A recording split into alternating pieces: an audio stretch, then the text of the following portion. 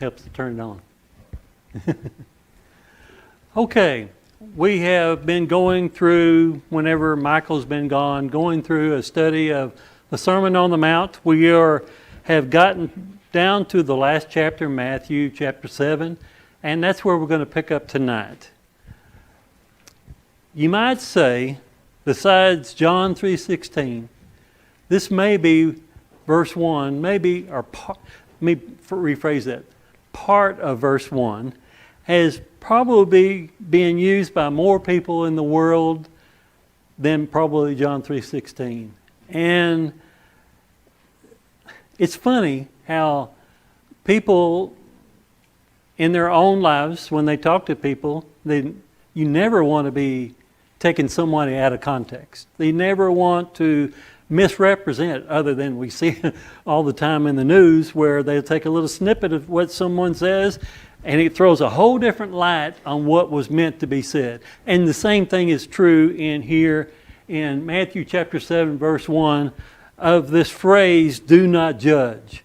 And people still use it quite often and disregard anything else that God says. And it doesn't make sense that people realize you can't take anything out of context, but it happens all the time. Well, let's look at this verse 1 that begins, judge not, that you be not judged. And if that's all this context said about this, we could agree with the way people look at it today, that you don't look at what people do and you can't make a judgment. You can't decide what you're going to do. But there's rules.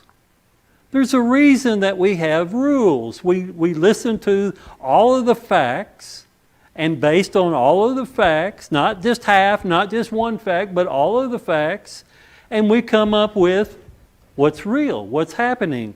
And that's what we want to do tonight, is look at all of the rules that go along with this judging. What are we talking about when we talk about judging someone? Well, I think a lot of times people in the world misunderstand us when we are saying homosexuality is a sin.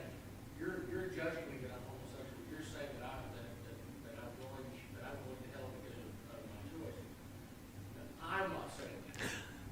The Bible.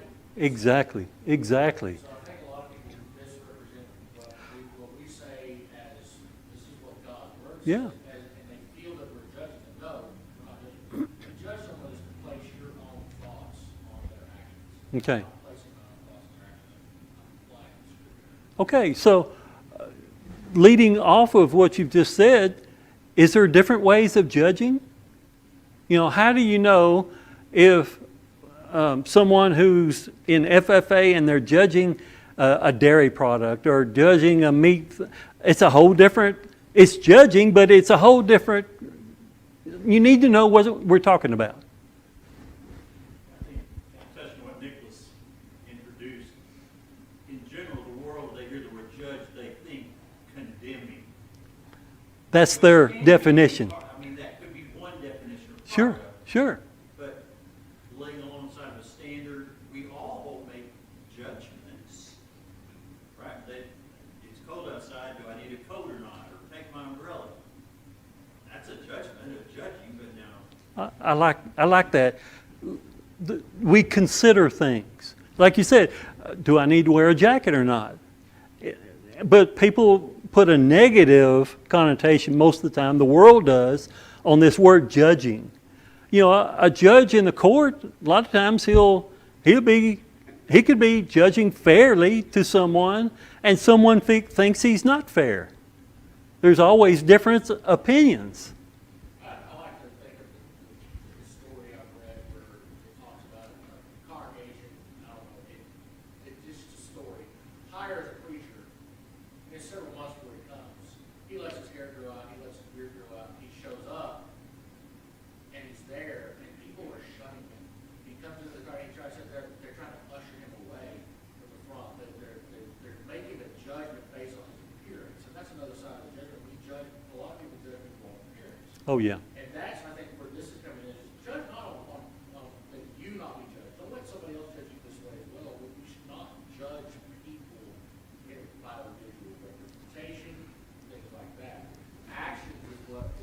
Exactly. But it happens. It does happen. We do have people looking at us all the time. And to misjudge someone happens a lot. I was just gonna say, don't we sometimes feel judged when we know we're trying to condone what we're doing? Like you're judging me for that when you're trying to justify that what you're doing is right when you really know that you're not doing it. Okay. Right here in verse 2, we have the solution on how to judge. We lay alongside, as Nolan pointed out, we lay alongside what we're judging the rules, the law, what Jesus has spoken. So let's look at that. For with the judgment you pronounce, you will be judged, and with the measure you will use, it will be measured to you. We've got to realize that we can't be hypocritical. Jesus got all over the Pharisees for being so hypocritical. Do what I say, but not what I do. Just to that, we want God to be 100% merciful to us. If you wrong me, then, I'm going to extract everything I can. Oh yeah, you want to be fair, and you want everybody to treat you fairly. But when it comes to pointing fingers, what's the old saying about when you point your finger? There's one finger pointing out and 3 others pointing back. I've got to be careful with how I think of other people. I need to think of myself. We just looked at this, and this is part of my lesson.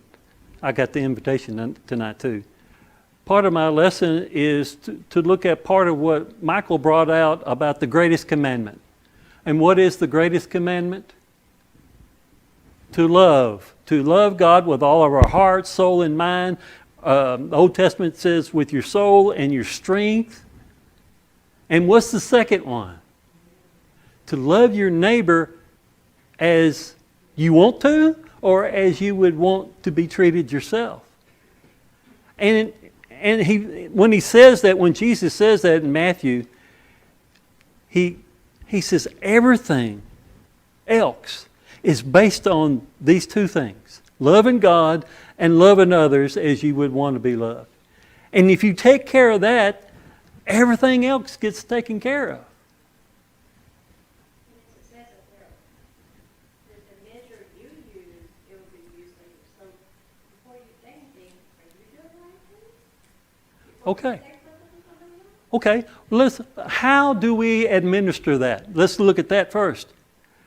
How do you administer to someone else the way you want to be considered? Well, maybe you want to start with, how do I want to be treated? And then start right there as, that's how I need to treat others. So how do I want to be treated? I want to be, as Nolan brought up the scenario of, someone did me wrong and I want full compensation. I'm entitlement. How many times have we heard that word here in the last year or two about this entitlement? Well, I'm entitled to all of this and that. Well, maybe we are, but we got to consider others. How do we treat others? Think about it first. How would I want, if I'm in their shoes, how do I want to be treated? How do I want to be approached? Less severely. Yeah. Funny how that works. And we see it all the time. Well, don't treat me like that. I can treat you like that, but you don't treat me like that. Well, here's this golden rule. We call it the golden rule. How we love God, how we love each other, and who is my neighbor? It's those that we meet. It could be your next door neighbor. It could be the neighbor 10 doors down. It could be the neighbors that are in here. But we're more than neighbors in here. We're family. The same you were talking about earlier, referencing the 2 greatest commandments. A lot of people want to just stop right there. It's just love. It's this gushy feeling. No, he says all these hundreds, thousands of commandments, whatever the Old Testament contained for them, however many there are in the New Testament, it's the actions you take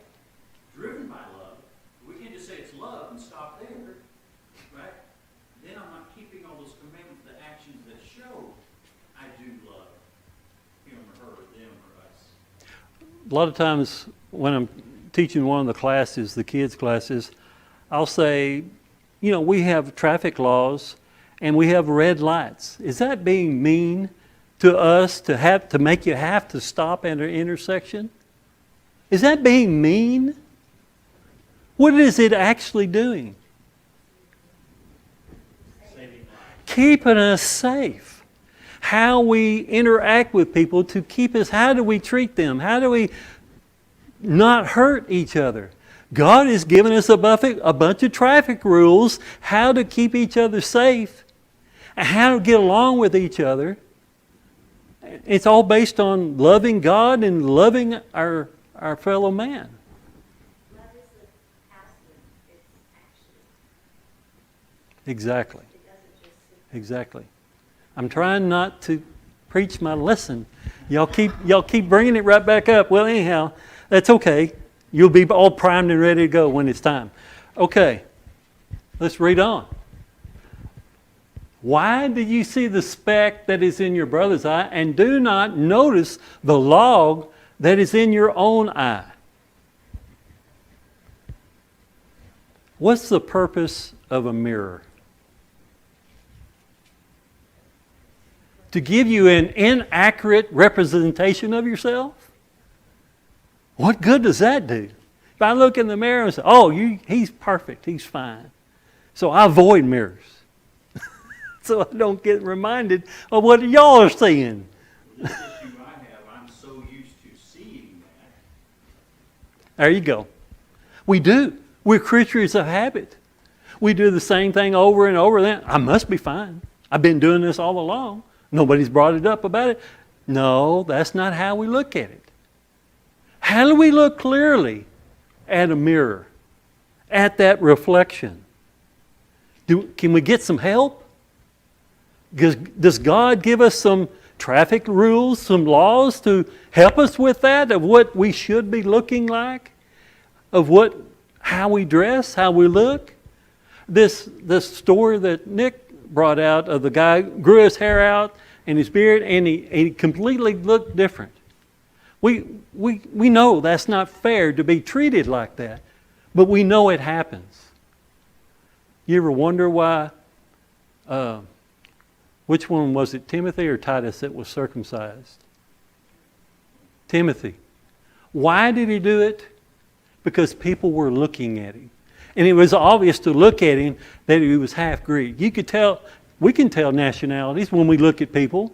And it was obvious that he wasn't full-blood Jew, that he was Greek. Well, that was going to prevent him from a door opening and him helping Paul on journeys or helping anybody open a door, because people prejudge us.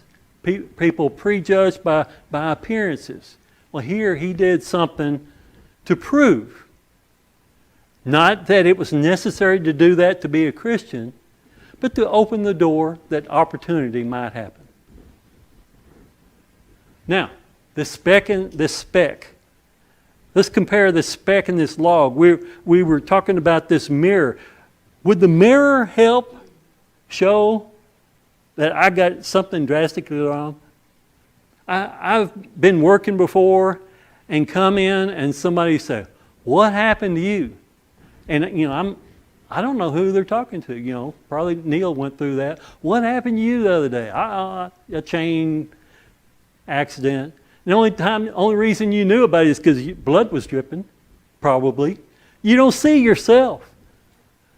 How do we see ourselves? How do we see that log that is in us that we're not looking in the mirror to help us find it? But I see it in Keith right here all the time, poor thing.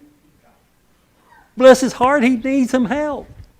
But am I thinking, I need to think of myself? Am I, before I accuse someone else, how am I acting on this same thing? This verse 3 also, of course, is commentating or answering verse 1 and 2. Why do you see the speck? Because I want to. I'm looking for negative in everybody else. You just said, don't judge like that, or that's how you'll be seen. I'm afraid it's habit forming. People look for that. We know people in our lives, not necessarily Christians, but we know people in our lives that, nothing's ever good enough. You can't ever do anything perfect for them. They're nitpicking everything that you're doing. Without even thinking about themselves. Judging. Or, let's keep going here. Why does he have to, let me ask you this, why does he have to give us so much information here about judging? Because when you do that towards somebody, you break their gap. You're tearing them down. You're causing emotional pain, things that make them self-reflect in a negative light on themselves, that they feel like they can't be good enough. In 1 Corinthians, they had problems. Why was chapter 13 thrown in where it is in 1 Corinthians? They were having all these people were having all these abilities. They could do all kinds of miracles. They could do all kinds of teaching and preaching.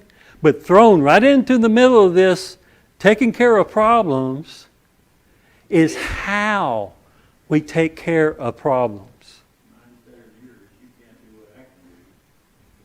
So how he throws in, if I don't love you and approach you with love, with a judgment, then it's not going to do any good. They're going to put up a wall, as you were suggesting. Gilbert? To answer that question, if what you stated a while ago, and then Nolan referenced all the love people, if you, chapter 13 is put in after the problems are presented, because if you talk about love first, we lose the audience that, I just love you, and we never get to the, hey, this division in chapter 1 has to get solved. This problem of this guy in chapter 5, it has to get solved, or we've got to mark him. And there's problems, you have to deal with the problems, and the way you deal with those problems is you deal with this in love, not with this attitude here. It just boggles my mind. For me, it's Matthew 25 that Jesus is telling us, I am going to separate the sheep and the goat. I am going to send some of you to hell, but while I send you to hell, I am still loving you. If the problems have to be fixed, love doesn't mean you get to skip the problems. And the love you just mentioned is not saying I love you. It's showing it. It's in our speech, in our manners, how we handle someone. In the Beatitudes, blessed are the meek. And what's your definition of the word meek? Gentleness under control. Okay. That's this gentleness, strength under control. Y'all remember Brittany Hahn and her daughter that were with us forever ago? She was like, Mackenzie was like 3 years old. And I said to Brittany, would you give her an egg? And she said, no way. I said, she's not strong enough to hold it? No, she's strong enough. But she doesn't have that control of it yet. It's a maturity thing. We learn dexterity. We learn control. We learn how to use this strength. And meekness is a developed trait, not something we're born with. We develop that. How we show meekness towards someone with love of how you approach them. Well, Bill brought up church discipline. That should always be done in love. It's not a punishment. We're doing this in love. But I think sometimes we take that we're going to be in love with love you, and we sometimes have a tendency to wait, try to give a lot, but sometimes some people need that. Look, we can come to you, we can talk to you. You're not changing your ways. We're going to mark you. We've gone through the proper steps. My boss at work, he gives everybody second, third, and fourth, and fifth chances. And we're building a brand new building, and he lives in Windthorst, and we've got equipment in there. And he said, "Oh, we're just going to run the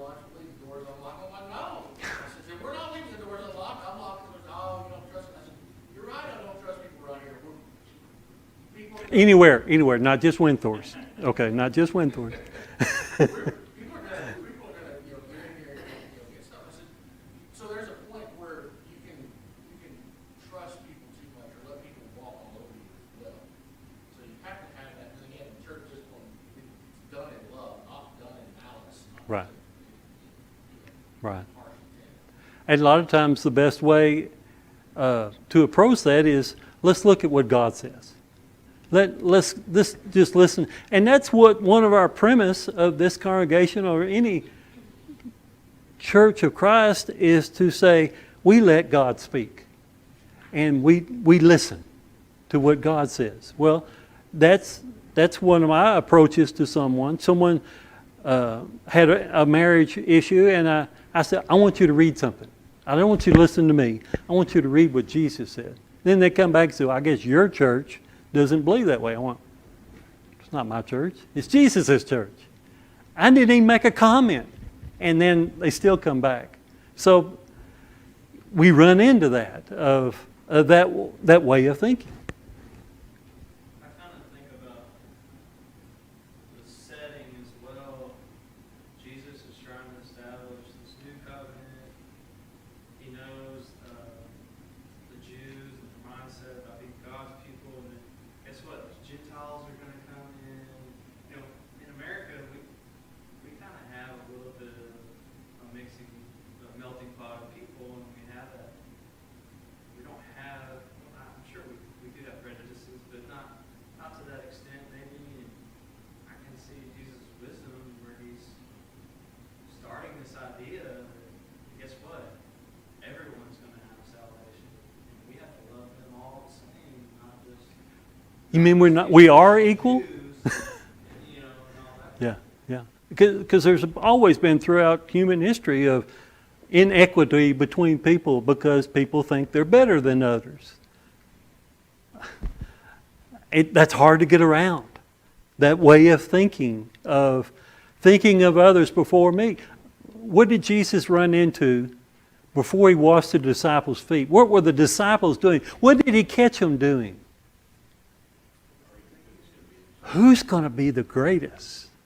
Who's going to be the greatest disciple of all of us? That's hard to squelch that way of thinking.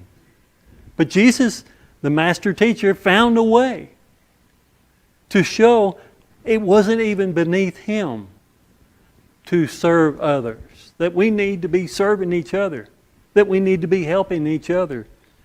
Like this class right here, we're trying to help each other be better, a better person, that we see these things of life and we try not to let it get on us.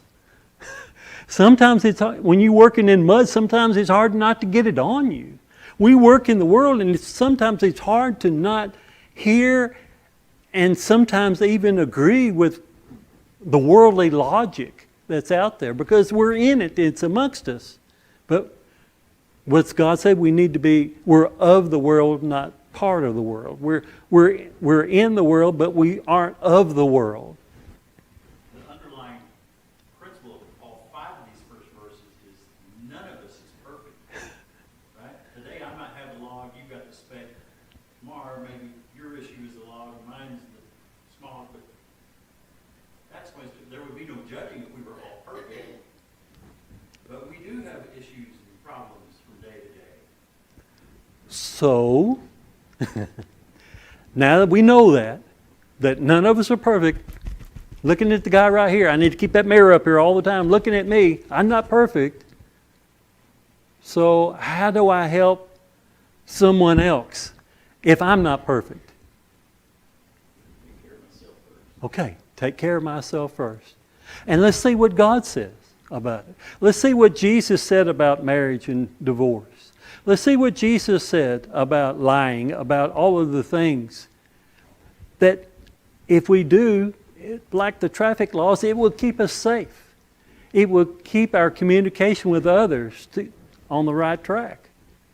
You refer to the traffic laws, and I think it's the same thing that I do with the same group of kids back there I talk about. I'm like, okay, so the question I pose then is, you're out in the middle of the country, there's a stop sign there. You can see it's flat, you can see for miles and miles and miles around, there's no cars coming. You can still stop? Yeah, because it's the law. Just because nobody's watching you physically at that point in time, it's still the law. It's still the right thing. God's always watching us and always knows when we've done right or wrong. Yeah. So it doesn't matter who's watching you or who's not watching you, right or wrong. I've heard of one word that describes that way of thinking: integrity. Do we have integrity with God and with man? That integrity doesn't go with just between us and God, it's with each other, with man. Shopping cart litmus test. It's a true litmus test of a person's, there's no law about where the shopping cart when you go out to your car goes. But how many of you take it back and put it in the thing? Everybody, you mean everybody doesn't? When you sit- if you Everybody sat out- doesn't do that? If you sat out there and looked and watched people, they'll unload it, they'll leave it wherever it's at. They don't put it, and that's the integrity. That's integrity. I read an article on it. They called it the shopping cart litmus test. Oh. You're looking at the judgment, how, what a person's character is based on a small task. If there's no laws for or against putting the shopping cart in the little, rack there in the parking lot. And that leads to runaways. Runaway shopping cart going across, waiting to make damage on somebody. It's going to hit somebody's car. Judge not. We got to be careful. Anybody else have any questions? We're going to keep talking about this. We got different approaches to this, how we treat each other. Here's one, and Jesus has been going through different ideas there about how we should treat each other. Yeah, Before you push on, sure. we've introduced this topic. I mean, it's the words not in, but the idea of love, obviously behind all this. And this, in the last, I'm going to say about 3 or 4 years, I don't go everywhere in the world, but the people I have talked to or listened to, leaving the Lord's church or leaving sound congregations and going to other, sometimes going to denominations or places that you and I would not go worship. One of the reasons I've heard of the last several years is because there's no love. There was no love. So this misunderstanding, as we talked a little bit about, is so important. There's no love. I mean, if people are keeping the commandment, so Jesus said, John 14:15, so you do love him if you're doing what he says. Mm-hmm. But yet all these people, there's no love. They want that emotional, feel-good that's coming about in so many movements. Well, that was going to be my next question. What am I lacking? What love? There's so many different aspects of love. What love am I lacking? I know I can do better. We all can say that. We could be a better person, a better friend, a better father, a better husband. We can be a better Christian. And if my love isn't where it should be, I want to improve it. I want to be better at it. I've got to answer for all this. We all got to answer for this one day. You didn't show enough love. I want to know what I'm lacking. How do I do that? I look in the mirror, this mirror, to see and look for it. Actually look for it and not assume I'm okay. Ben and Gilbert. I think for me, it's tough when I'm a very self-reliant person and allowing opportunity for others to love me. You know what I mean? If I need help, allowing them to come help me. Just little things like that. And to me, that's where I struggle. Is like, not that I wouldn't go help Nolan anytime he asked me, but on the reciprocal side, like, I can do it. I can do it. I can do it. Yeah. I could do it. We all say that. Opportunity for them to get closer, to have that bond and that relationship, for them to love me back. You know what I mean?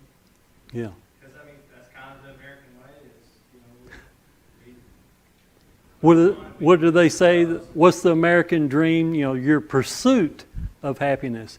What does my pursuit just me? Or can I pursue it with Keith or with you or with any of you in here? What's our pursuit as to the kingdom of God? Which is the church, is to go to heaven one day. But I want to help you get there too. That's part of this doing things together, teaching a Bible class, being a good example. I keep wanting to go into the later on lesson, and I might accidentally do it here in a minute. We're trying. That's what love is. We're trying to help each other out to get there. Am I loving the way I should be? Am I loving the way God wants me to be? And that lesson that Michael brought Sunday was with all of my heart, my soul, my mind, with all my strength. That's noticeable. You can see someone who cares for you. What do? They're happy. They're glad to see you. They're glad to see you. How you been? I'm worried. Do you need anything? What can I do to help you get to heaven one day? And that's part of my lesson later on is I want to help you, and you're going to hopefully help me. Yet it's not just that love you feel good. It includes, it may be discipline. It may be telling me. I'm not seeing that log. I'm not seeing that log. And he's pointing, you're pointing it out to me. I went, oh, wow, there it is. I think that's what my comments earlier we're losing. I'm hearing about so many people that they're being swayed or moved away by an emotional feeling or love that they want. For some reason they didn't feel or whatever. He said we all need to grow in that. I need to be better, but keep reading the scriptures. What love really means. What agape really is. Now, I'm not saying that we can't develop an emotional, when we have the agape love for each other, we can develop that care even more, that phileo of being part of a family. And it's one of those, how can I ruin that? I don't want to ruin that. I don't want to, but if I got the agape right, are interest in, care of, concern for your well-being, that your soul will go to heaven. It's got to be like a parental love, where I love my kid, but I will give you a spank when you were not following. There's that discipline, and I don't do that out of the house. I do that out of love, the same way. Mhm. You have to have, but we have a duty to edify one another as well. Wait till you have a grandchild and you have to spank him. Whew. Yes, sir. I love my brother, but I jumped all over. He, I think, had a comment, and I didn't talk to him ever since. Do you remember it? Because I would have forgot it by now. I do remember. Okay, good. Covered very well. Oh, okay, good. Because if I don't think of it and say something, I'll forget it. It must not have been important. You know, that's what I come up with. Yes, ma'am. Sometimes, like, you can have an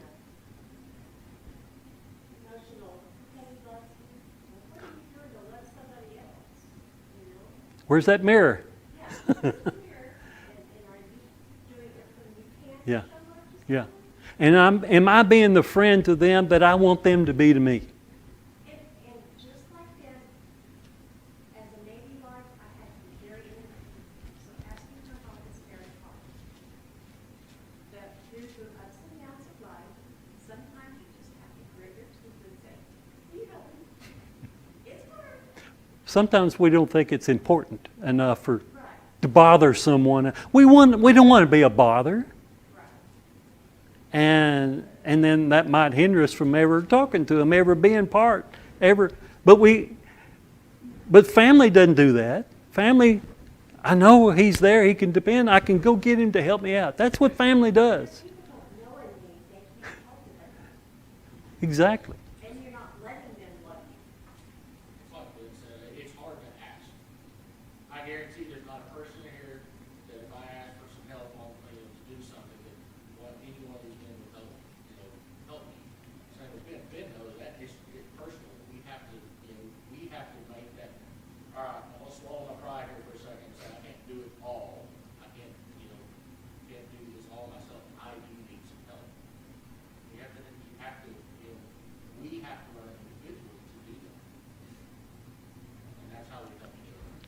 Well, do we have responsibilities to this congregation? Sure we do. This building didn't clean itself. We don't have one of those little robot things going around and around doing all the cleaning. We don't have that. We got one at home that's never been used. Had it 3 or 4 years. Oh, that's right. She is in here. She's usually teaching it. I can get away with things, but I better not. I don't want to try there. I don't want to go there. Okay. We didn't say that. Okay. I want to piggyback on what Ben said a minute ago about asking for help. I had a lovely person from this congregation tell me once, they were asking me if I needed help during, a rough time, and I get kind of fun, and they told me that I wasn't allowing them to be a Christian and do service. And it still makes me emotional now because I'm like, oh, well, that's not my intent.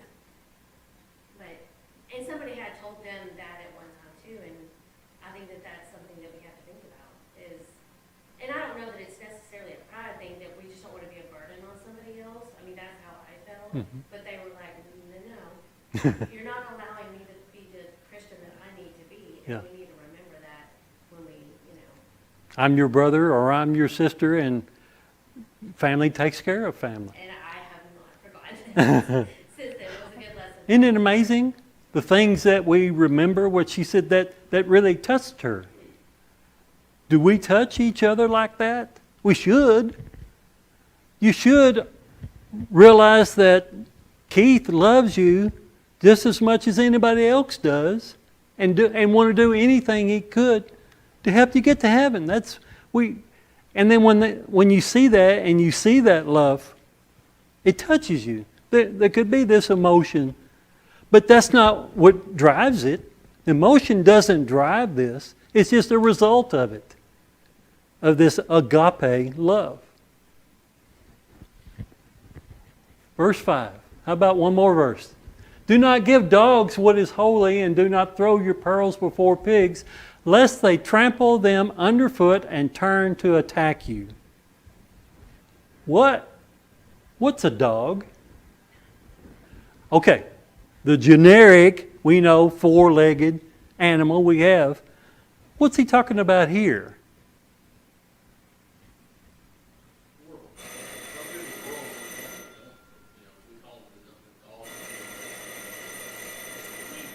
Okay. Does the dog appreciate anything other than a bone or food or a petting or... Well, it depends. Some dogs are pretty smart. Well, anyhow, we'll finish up right here. A whole 6 verses. Well done. We'll continue some other time when we need to. Thank you very much.